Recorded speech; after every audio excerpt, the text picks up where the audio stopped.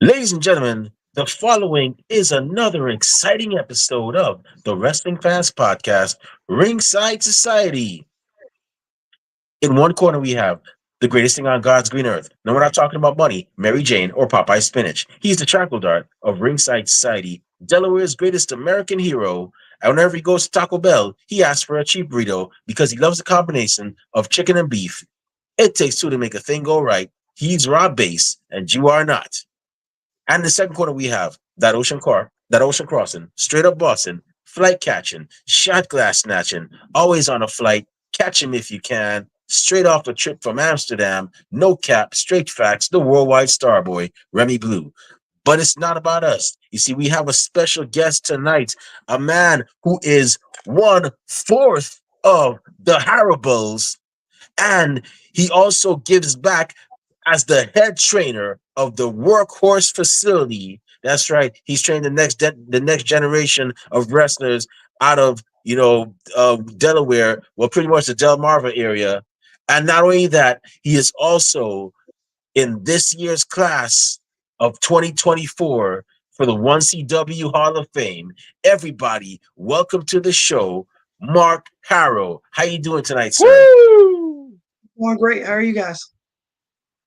Great. We're just here vibing out, relaxing. We apologize for, the late time. Just had a lot going on errand wise, and it was a Sunday, so yeah, things just kind of got a bit crazy. But how are you? But yeah, it's great to have you on. And I know Rob's been looking forward to having you on.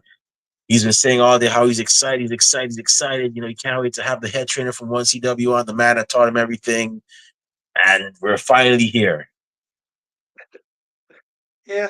Uh, Rob's great to work with. It's good to have him on board. Yeah.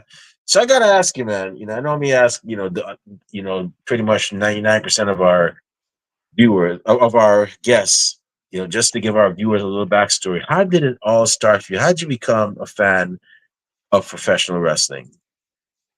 So when I was a little kid, I used to sit in the floor with my grandmother, who would turn on wrestling, and I seen this guy. He was called the Missing Link. He had colored hair, Ooh, ran around crazy, and people loved him. I And I'm remember like, "There's him. a place where weirdos are accepted and wanted. That's where I want to be." And here I am. Okay, that's the first time I've ever heard that. Wow. I remember the missing link. So he was before I started watching. I started watching in 1990, so he must have been like around the 80s. I believe he was part of Percy Pringle's stable. I could be wrong, or maybe Gary Hart managed him. One or two, I think, managed him. Um, if I remember correctly, at one point in time, he was with both of them. Okay, and I remember reading in the magazines, because that's how I knew about him, was through the magazines, that he Gotcha. used to, part of his training regimen would be to dodge cars, like oncoming in oncoming traffic. So I'm like, oh, okay, wow. That's that's a very unorthodox way of training. But yeah, I remember the missing link. He was as crazy in the ring as he was out of it. Wow, keeping kayfabe alive, man. The good old days of wrestling. Yeah, I always thought that it's funny. 12-year-old me, when I first read about him, I was like, this guy make a good member of Legion of Doom. I wonder how he viewed Legion of Doom, but I don't know. He might be too crazy for those guys. Yeah. Yeah. So, who were some of your favorites you enjoyed watching growing up? Obviously, the Road Warriors were one of my favorites. Okay. Hawk and Animal, if you couldn't tell. Oh, Um, okay. a Yeah, big Kathy. part of.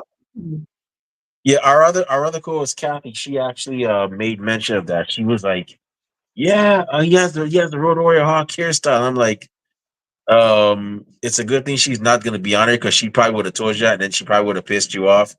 I know she would have pissed you off by saying that, and then next thing you know, she's probably Rob's gonna have to pay for it by doing 100 burpees. So, yeah, I was like, good thing she's not on here. But yeah, you mentioned it, No, so I guess it's okay. yeah, absolutely. When Hawk passed away, I decided to kind of honor how much he had impacted my career, and I started shaving in the double mohawks. I've Wow, been that's doing it cool. for 10 years now. So all we need is to find a wrestler that actually has animals hairstyle, and y'all could actually form your own little, tag team, and Now, I don't need another animal. I've got plenty of guys to tag with to make great tag teams. So I'm not trying to replicate those guys. Just honor the history. So I gotta ask you. So let's before because I've never asked this before. We all know the Road Warriors were Animal and Hawk.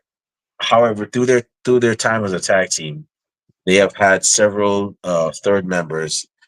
Um, some good, some that were like they were just giving you something to do, weren't they? Who would you say, dead or alive, would be the best third man in that in Legion of Doom? Would be the most acceptable third member of Legion of Doom? Hmm. Missing link. I was talking like the people that they actually teamed with, like that were actually because they had like Yeah, third members. yeah. They had a couple guys come in, but I wouldn't consider any of them. I think they were like what do you call them? Like honorary members, not anybody who was really a part of the tag team. And Mm. Road Warriors were always good as a tag team and not a trios. Yeah, I always said if they had to be a trio, the one person I would actually put in that slot would definitely be Draws. Draws just fit right in, and I Yeah, was like, draws was I always said, 16-year-old me was like, if the Road Warriors ever were to ever have somebody carry on um, their legacy as a tag team, Draws would have been. Unfortunately, Draws he got paralyzed not too long after that, and then now he's no longer with us. Um, but yeah, I always said he would have been the perfect guy to be the third member and carry on the legacy and so on. But it's always going to be Animal and Hawk, though. It's always going to be those two guys. It uh, doesn't matter. if there was a guy to carry on the legacy, I believe Animal has a son that does a similar gimmick, who he tagged with for a little Oh while. yeah. So he would be the guy to carry it. Okay.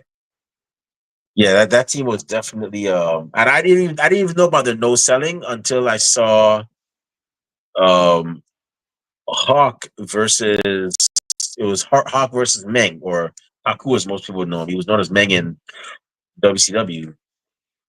And then I was telling my cousin, Hawk is in trouble. This is Meng. He's like, no, trust me, Hawk is gonna be all right. And then I saw Hawk. The guy gave Hawk a pilot driver, and Hawk got him back and looked at him. And I'm like, is this guy human? Like, and my cousin was like, yeah, Hawk is not feeling that. That's not gonna do that to Hawk. So I'm like, oh, okay, okay. I didn't know this was a thing with Legion of Doom. Wow, I did not know at all. Yeah. So now that you're a fan and you're cheering your favorites and whatnot, how did your journey go from Mark Harrow, wrestling fan, to now Mark Harrow, pro wrestler, 1/4 of the Haribo's, and also head trainer at the Workhorse facility? So when I turned 18, I decided I wanted to be a wrestler, and I started looking for schools. And at that time, the internet wasn't as big.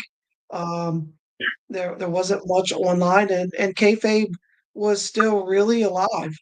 Um, but I found a company that was in Newport, Delaware, called ECWA, um, and I went and I asked for a brochure. Where I asked, hey, I want to be a trainer, and they gave me a brochure. So I went home and I called the number, and they said, oh, we'll send you information. And then I got another brochure. And then I called them again. They're like, "Oh, we'll send you." I was like, "No, don't send me that information. I already have it. I want to be a wrestler." So they said, "Okay, we'll send you the real information." I get it. Same brochure. I went to um, another show, asked again. "Oh, we'll get you the information." They sent me the same brochure. It took me 13 brochures to actually get a tryout at the wrestling school. And from there, the history. I trained with Glenn Osborne. Um, from Glenn, I trained with Jeff Rocker. And from there, I started with DCW, and which is now 1CW, and we, ever since, here I am. So is that when you got to meet Hardy? You know, you hooked up with Hardy. You know, going with DCW and stuff over there, wrestling at Yeah, JWs and stuff. yeah. So I met Hardy back in 2003 at Delaware Championship Wrestling, um, and have known him ever since. Oh, that's So, awesome, man. I tell you, um, back in the day, man. It's funny. We just had this. I don't know if you saw our interview we did yesterday with Dustin and Tom. We were just talking. We were talking about how pro wrestling has been so accessible now. Back in the day, it was like you had to prove and earn your stripes to actually be in the world of pro wrestling. And now, it's there's no longer like sending in VHS. Like you can just have somebody. It's all the click of a button. Just click on whatever link, YouTube link, and you'll see all that person's matches and their work ethic and so on. And it's like it's to me it's good and bad because it's like anybody could do it, but at the same time, it's good for like to give more people a chance. But like it's kind of bad because you got people like anybody could do it, and it's like I don't know. I don't know. I'm an old school fan, so I mean, I have my own opinions about it. Some good, some bad, but yeah, it's totally different from back then. It was a different ball game. completely different. It it wasn't as accessible, so some of the shows were smaller because a lot of people didn't have the internet to find out where the next show was. You had to know somebody who knew about it. Um, Yeah, but you're right. As the internet's come available, not only has shows become available, but training and the business really got saturated since the break of kayfabe when they started letting in just about anybody. yeah, and like I'm not one to gatekeep because I'm not in the business, but and I'm probably gonna get some flack for this, but I remember I'm not gonna name any names, but I saw this one person. They're pretty good.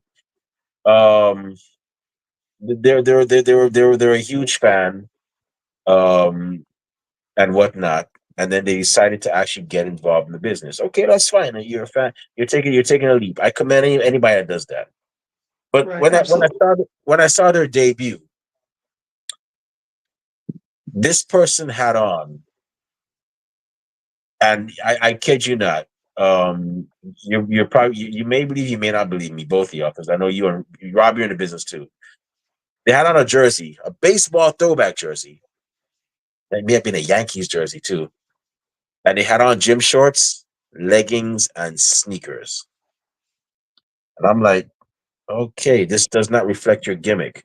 Like I said, once again, I'm not in the business, but I always believe if you're gonna be the part, if you want the part, you gotta look the part. You know, and the way this person dressed, I was like, I could not. I was like, wow, like w- w- I'm not a wrestler. I would never do that. I would at least get some Right. spandex, have somebody write something in cursive on both sides, at least for now. And then when I get some more money, I'll buy. I know gear could be expensive. I'm Yeah. like, bro, what is your gimmick? Models? I'm like, come on, bro. And I was like, I was so like disappointed how they looked. I was like, I went on Facebook, and it was, I don't know if you know these two guys, Rudy Boy Gonzalez. You probably know Rudy Boy. Is it Rudy Boy? Is it Gonzalez? He's down in Texas. Rudy Boy. I know. I forgot. I know his first name is Rudy Boy. I forgot what his last name was. And then there's John Rambo, who's around y'all's area. And I know Right. those two guys are very critical of how people carry themselves. And I made mention. I'm like, if y'all two saw this, y'all would have had a field day. And Rudy Boy was like, "Uh oh, what happened?" And I explained to them, and they're like, "Oh, okay." But yeah, but you're right about wrestling letting anybody in, man. Like, and I tell a lot of people, man, like, I respect the business. I'll never be a part of it. This is as far as I'll go. Rob is a better man than me because he's a referee, but I respect the business. I know my role. I shut my mouth, and that's it. But I always believe when you do something, there's a certain way you're supposed to do it, and there's certain customers you're supposed to honor. So, yeah, um, It's one of the big reasons why I became a trainer. Glenn Osborne taught me, all the customs and how to be a professional. And I wanted to make sure that that got handed down. Um, for those that want it, it's available. Um, you just gotta, you gotta respect the business and make sure that you're doing things correctly. Um, Pro wrestling is an art, and I'm not going to tell anybody how to do their art. That's on you, but do it safe and do it well. If it's your passion, put your passion into it. Um, that's all I can say. Um, but that's what I want to give back. I want to give back to the business and make sure that those around me have all of the information and all of the tool set that they need to be successful and be good at this business. that's awesome, man. And I gotta say, you're doing a pretty good job because I went to a one CW show back on it was during WrestleMania week, and the work that y'all put out in one CW, I was like, wow, this is amazing, man. Like I'm glad I made it. The Uber cost me the lift I took cost me a bit of an arm and a leg, but it was all worth it to go over there and to see the work that y'all did. And I was like, wow, like if I'm actually jealous of Rob because I'm like, man, Rob, you gotta see this action every week, man. Like shoes, I wish I lived near Delaware, man. Shoes, I'm stuck in New York. I mean, we got some good promotions, but when I saw what y'all doing, like, wow, like y'all are definitely like doing it and doing it big, man. So I gotta ask you, man. So with the WWID thing, I know you're a trainer, right? Yep. What as a trainer, what do you think about that new program now where they're they've picked several schools, the Black and the Brave, the Nightmare Factory, Knox Pro, and a couple others. Um, what is your mindset about that happening right Um, now? I think it's still too new for me to really form a true opinion. I think it's great that they're trying to work with some of the indie companies to build up some talent. Um, but where's the catch? Um, I, I don't know yet. Um, but I think it's great for guys to get an opportunity and really have some backing now. So I don't know. Maybe it'll be a good thing. Yeah, I was kind of wondering, like, wow. I mean, I thought NXT was enough for them, but like they're they're actually like doing this, which I don't think it's anything new because I mean they always had like you had one OVW who Right. were that's their farming system, and you had DSW, which was their other farming system, and I believe there was one called Heartland Wrestling Association. So I'm like, oh, they're going this route, I guess, again. So because I at one point I thought, okay, they have the NIL deal. No more indie wrestlers are going to get signed. That's it. It's a wrap. It's going to be far and few, but this is where they're going, collegiate athletes. But I guess they're trying to give everybody a chance again, though. Yeah. The collegiate athlete thing is great because they're athletes, but pro wrestling is a performance. It's a performing art, and if you can't perform, then you don't make it. It's not just all about athletics. You have to have that performing art side of things too. Um, and being a part of the independence gives you that. You get to be able to not just be athletic, but you get to learn how to perform in front of a crowd. You get to learn how to tell stories in front of a crowd. So I think going back to the independence is a good thing for them. We're going to pick up guys with experience, and they're not going to have to try to teach them that side of it, as a blank canvas. They'll have guys that are both athletic and able to do the performing arts side. Yeah, I'm anxious to see how this is going to look. They're already teasing like apparently they already have a few people that they say have been ID'd, as in they're going to be under deals with WWE. So I'm anxious to see who that is, who those people are. But hopefully, it does more good than bad for the business. Because I already heard one person. I'm not going to call names to this person either. um, that said, yeah, they're looking forward. Here comes the here comes the but I'm a WWIT guy. I deserve more pay, or I can't lose tonight. So I'm like, all right, you makes a fairly good point. I'm just looking to see how it goes. Yeah. Anybody who's worried about winning or losing probably shouldn't be in the business. Yeah. It's funny. I told one promoter, I'm like, man, if I was a wrestler, I would if I had to lose to anybody, I wouldn't mind because it's a business. You just gotta roll with it. So Everybody loses. yeah. Not just So in pro I wrestling. Everybody oh loses. yeah, yeah, Um, you can't learn if you don't lose. yeah, That's just straight facts. The best MMA fighters, they had their best comeback. They were good for a while, but they had to lose in order to have their best comeback. That's when they got better. When they learned, oh, here's the hole in my game. Now I need to fix it. Some of your best boxers, right, had to lose one before they really gained those extra skills. Everybody's got to lose. And if you're worried about losing, then you're not really truly trying to succeed. yeah. You're right. You're right. Ask a businessman how many businesses he had to fail to get a successful one. It'll be at least two or three. Oh yeah. So I just got two more questions before I turn it over to Rob. Kind of Rob is anxious right now. So one CW Hall of Fame, man. Like, how does it feel? Um, getting that honor to be inducted into the Hall of Fame of one CW after all the years of hard work. um, this is thanks to all the people that have helped me through. I made a post recently saying that like this Hall of Fame introduction is thanks for all the people who have helped me. And people were saying, "Oh no, you've helped so many people." No, everybody I've trained has trained me. I learn just as much from my students as I teach them. That's how I grow as a trainer. That's how I grow as a person is from learning from each and every person that I have taught, from each and every person that I have wrestled, from every promoter that has given me a shot. I am here and getting this because of all of those people, and they're the ones that should be thanked for this. Awesome. Well, I gotta say, congrats on that. It's definitely great to see. I like to see people work hard and get rewarded. And from what you've told me, from what Rob has told me, you definitely earned it. All these years in the business, and you're getting this accolade. It's awesome to see.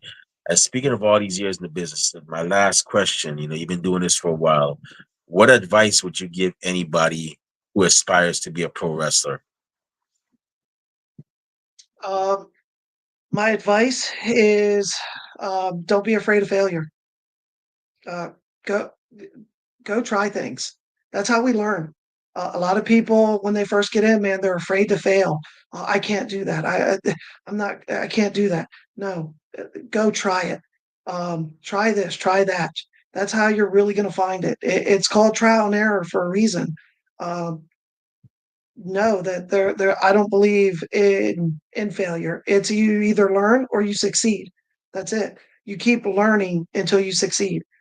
Um, so that's my advice. Don't be afraid of failure. Awesome. So for those of y'all that are looking to get into pro wrestling, you just got advice from a veteran right here. Hall of Famer, one CW Hall of Famer just gave some advice. So definitely make sure you remember that whenever you're getting into pro wrestling. Anything else, you probably got to hit him up on Cash App or PayPal or whatever. 'Cause I'm sure the man's time is money. But or if you want more advice, sign up at the Workhorse facility, and you'll definitely get that advice. Once you're training there.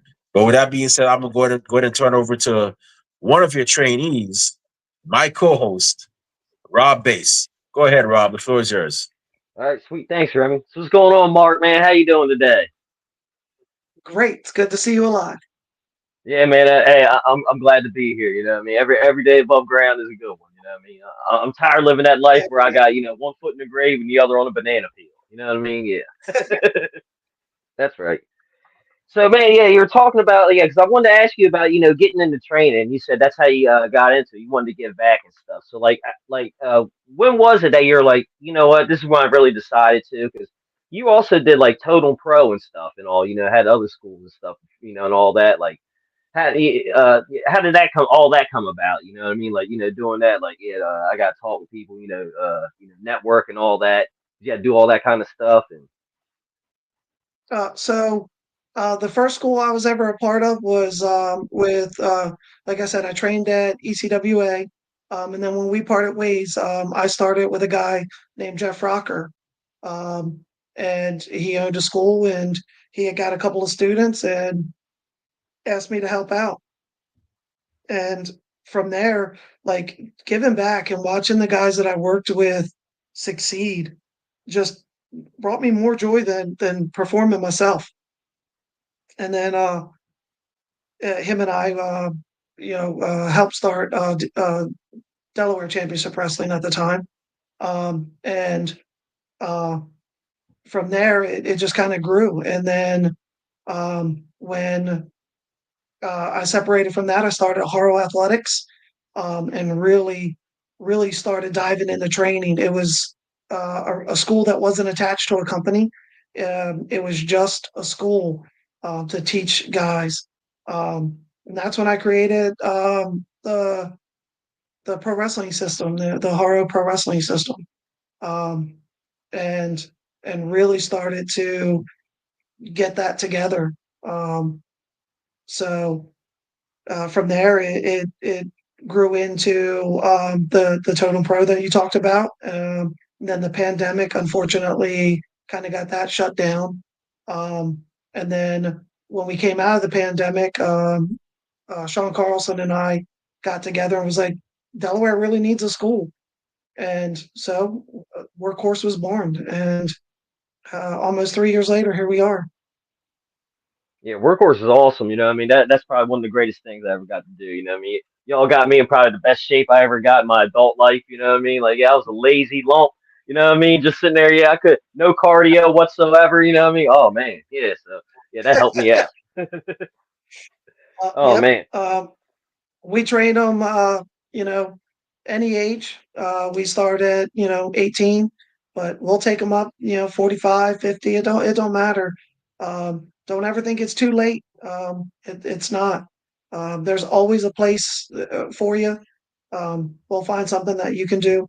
Some people are like, I'm too old. No, it's never too old to get started. One of my favorite success stories is Craig. Hmm. Um, he came on board late in life, but he worked hard. It got him in the best shape of his life, and he's still as healthy as he's ever been. And it's always good to see him to continue work and perform and do things even at an older age. So uh, it don't matter. So it was always a pleasure to have you out there, Rob.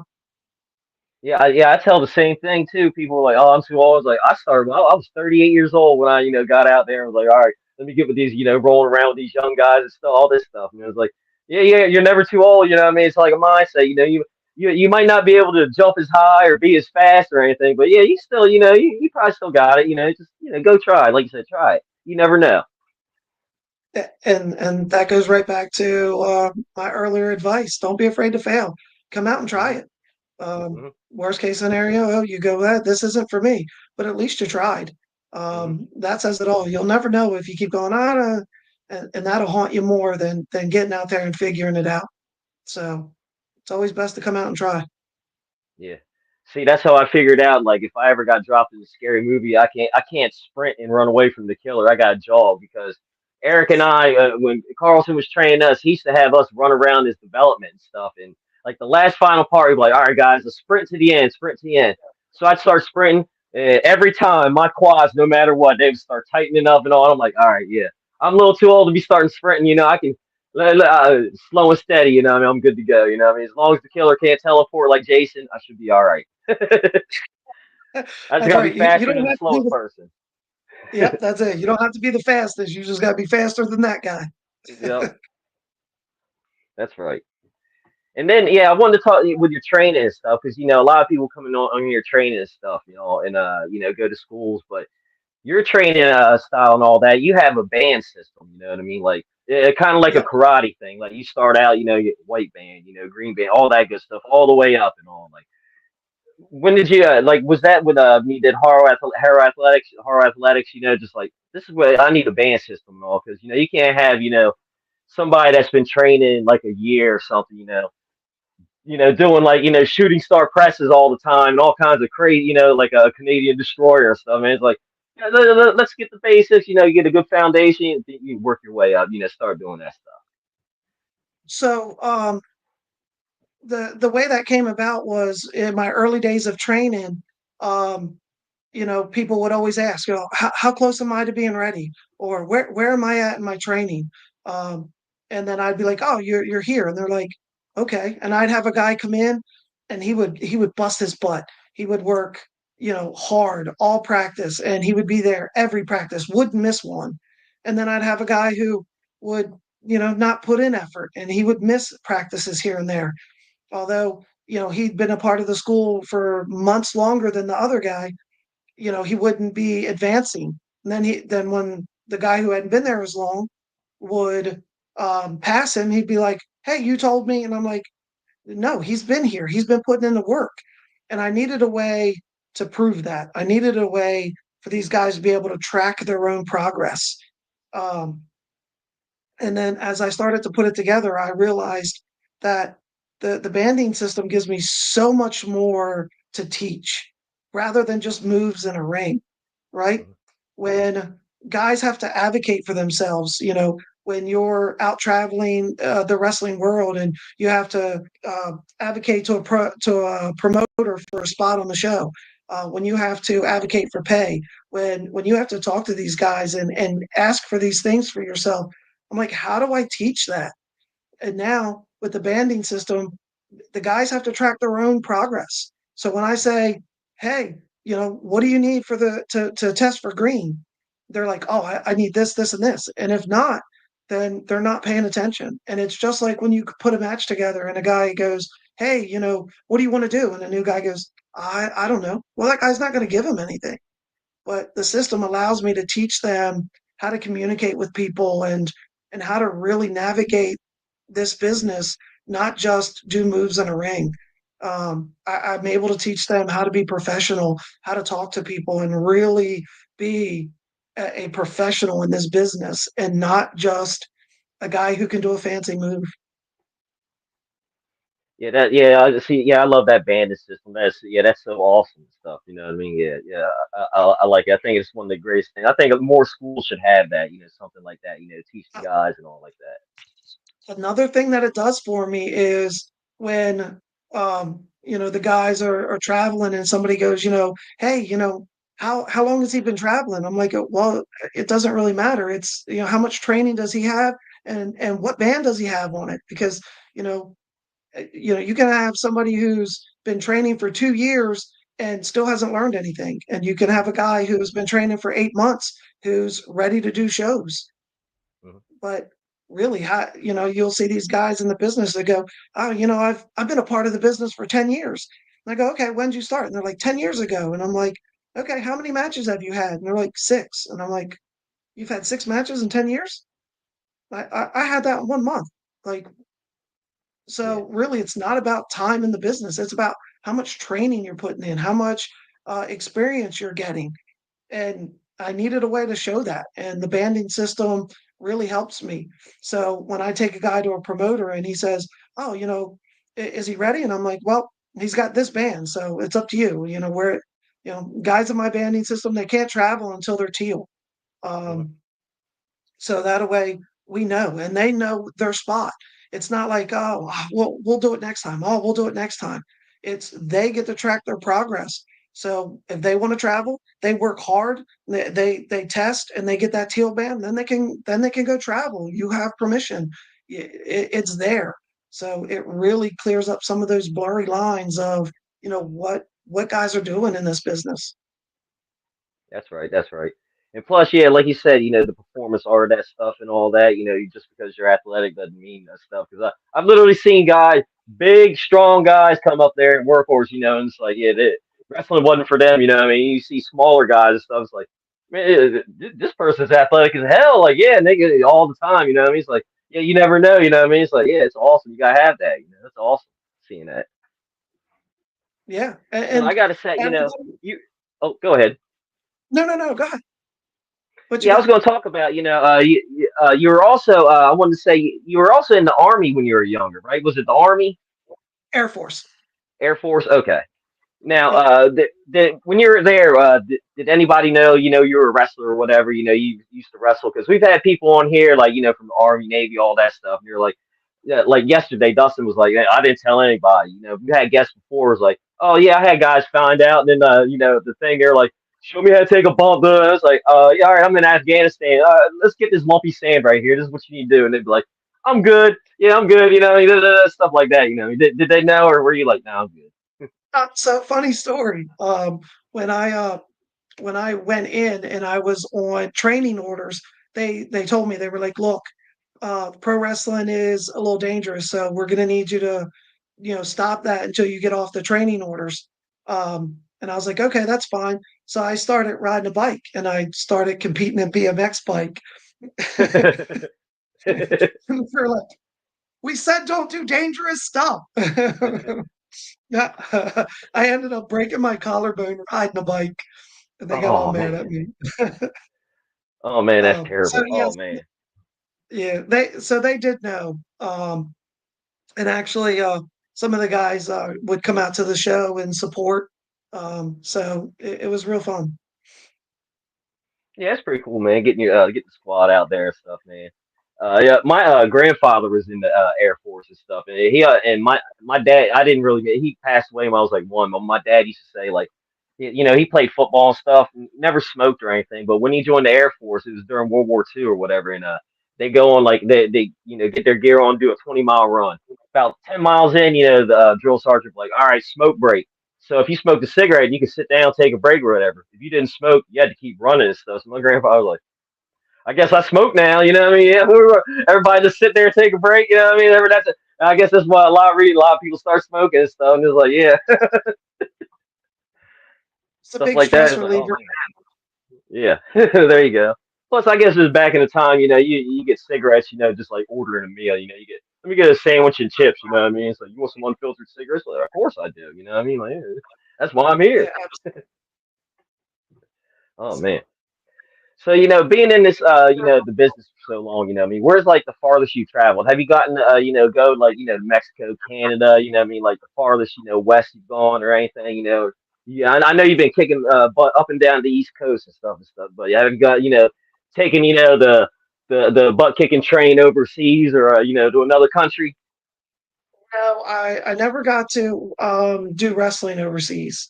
I did have students make it overseas, Hmm. but I never got the chance to go overseas. Um, I've been up to Connecticut, I've been down to Georgia, and I've been over to Tennessee. Um, is some of the furthest places I've been.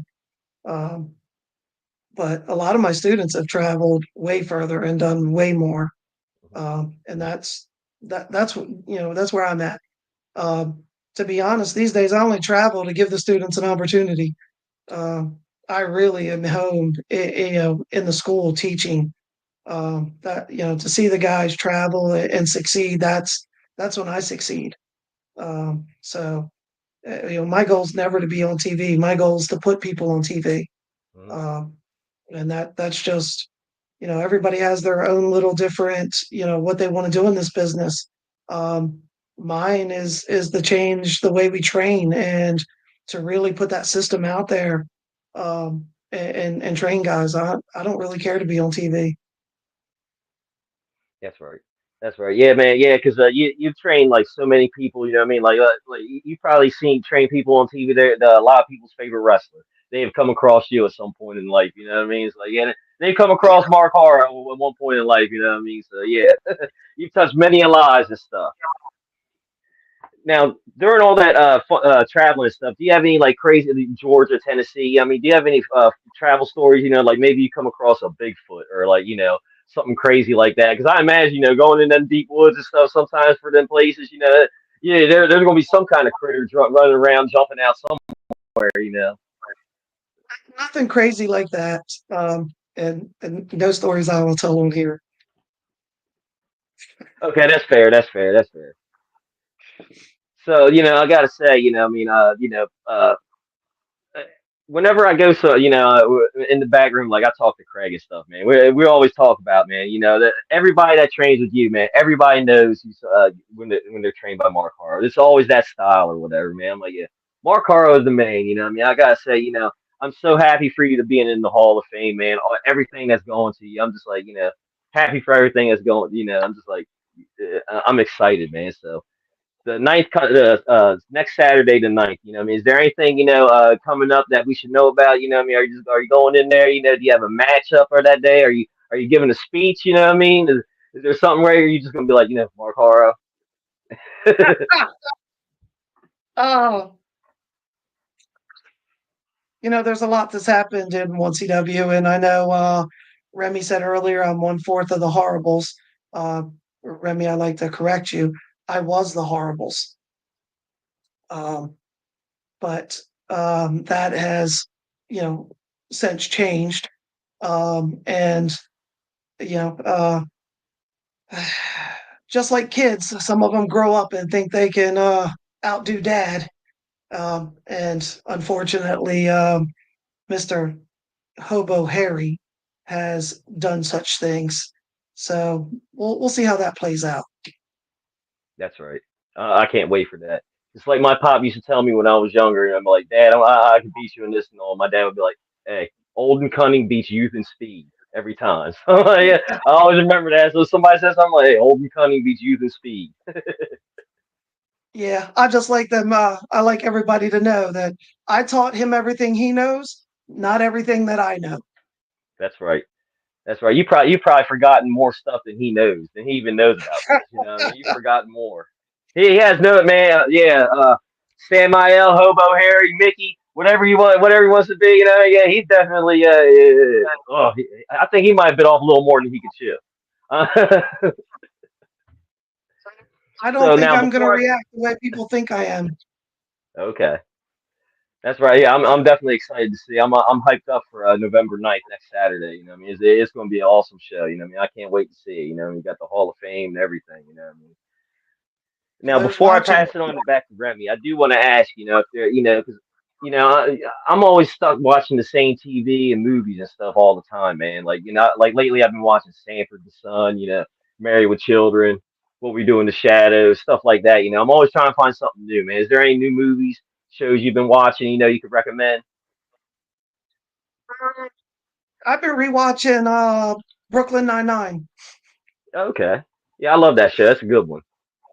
Um, Other than that, I'm a Family Guy fan. Hmm. Um, so it's always a good one.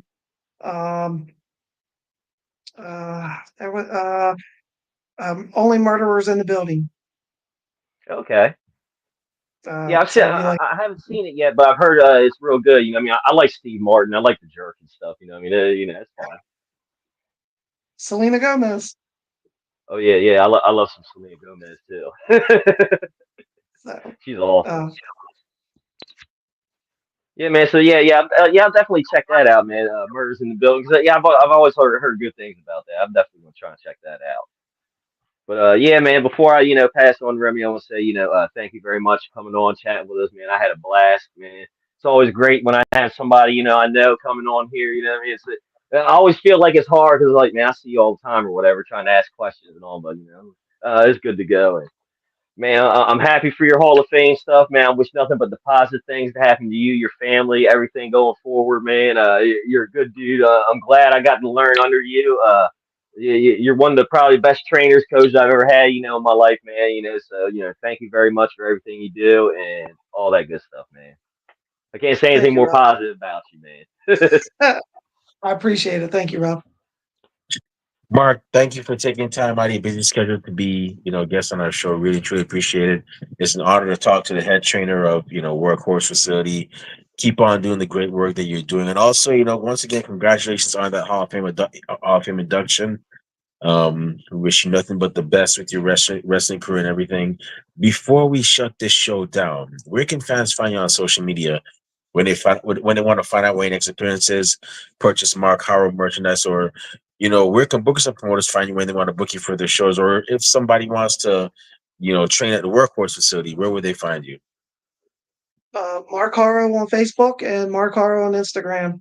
Other than that, that's it. I don't do Twitter. I don't do any of that stuff. So Awesome. So for those of y'all that just heard, Mark Carr on Instagram, Mark Carr on Facebook, definitely go ahead and follow this man. And if you want some of the best training in the Delmarva area, definitely make sure you follow this man and hit him up. And like I said, I'm not saying this because he's on our show and Rob is my co-host, but 1CW is that promotion that does great things. So y'all definitely make sure y'all go out and show your support. And with that being said, it's about time for us to shut this show down. My eyes are getting heavy, my stomach is rumbling. That means it's time for dinner and a nap. Maybe not in that order, but before I partake in those activities, Rob Bass, the Sean Spence to my Burton Guster, the Eminem to my Royster 5'9", and Bubba Ray to my Devon. Where can fans find you on social media when they want to talk wrestling, find out where next experiences, purchase Rob Bass merchandise, and where can bookers and promoters find you when they want to book you for their shows? You can find me on Twitter, Instagram, Rob_base82, and Facebook, Rob Base. And you can catch me this Saturday, 1CW. We're going to be in Houston, Delaware. It's the Hall of Fame night. We got, the inductions, like we got Mark Harrow going in, our guest the other day, Craig Prendergast, he's going to be in there. Uh, so many matches going on. You don't want to miss it. You can catch all of 1CW on DelmarvaSportsNetwork.com. You can download the app, Delmarva Sports Network, catch it, catch episode one. So right now, see what's going on, all the storylines, catch, the matches, everything is going on, and you'll be up to date with it. So definitely check that out. Awesome. And if you want to find me on social media, not necessarily a lot of cool things, but I do go to a lot of cool places. As a matter of fact, this week I'll be in Guyana, my home country. So definitely watch out for that. You can find me on Twitter and Instagram at the Remy Blue. I do a lot of vlogging with countries I visit and places I've been to. So definitely worth checking out. I'm also on Facebook under the alias Remy Blue as well. Our podcast is also on social media. We're on Twitter and Instagram at Ringside Society, Twitch at Ringside Society 2019. We're on Facebook as the Facebook group. We're also on Spotify, and we're also on Teespring where we sell official Ringside Society merchandise. We have t-shirts, hoodies, and coffee mugs. Check out our store, grab some merchandise. All proceeds from those sales go back into keeping our show afloat. They do not go back into our pockets. And last but not least, check out our YouTube channel where you can see cool interviews like this one, like the one we have with Dustin Tarr, Craig Prendergast, and our Crown Jewel and TNA Bound for Glory and AEW. Oh man, I forgot what their last pay per view was. But our last, Rob, you remember what the last AEW pay per view was? No, I can't remember. They all Yeah, run together. yeah. So yeah, there's that. Yeah. So I was trying. It'll probably pop back in my head. But all those cool interviews and all those cool episodes you can see on YouTube, and to see them, it's pretty simple. It's not rocket science. It's not even pre-algebra. All you just got to do is go on YouTube, type in Ringside Society, and once you see that really good-looking dark blue and light blue yin yang sound, the blue flames around it, that's when you know it's us. So make sure you subscribe to all our videos because we got a lot of cool stuff coming up, and you don't want to miss a thing like Aerosmith in 1998. But with that being said, we just want to thank everybody tuned in live tonight. We really and truly appreciate it. We strive on being one of the best wrestling podcasts a wrestling fan could, should, and would listen to, and we're not going to stop doing that. For those of you that are going to listen when you get a chance, thank you very much in advance. And to those of y'all that hate us, can't stand us, really truly wish we'd go away, well, like myself at the Golden Corral and Rob Bass at the Taco Festival, we're not going anywhere for a while. They hate us because they ain't us. And we ain't stopping. So with that being said, we just want to let everybody know it's no secret. Everybody and their grandparents and their parents have a podcast. But guess what? We're not your grandparents' podcast. We're not your parents' podcast. As a matter of fact, we're not just any podcast.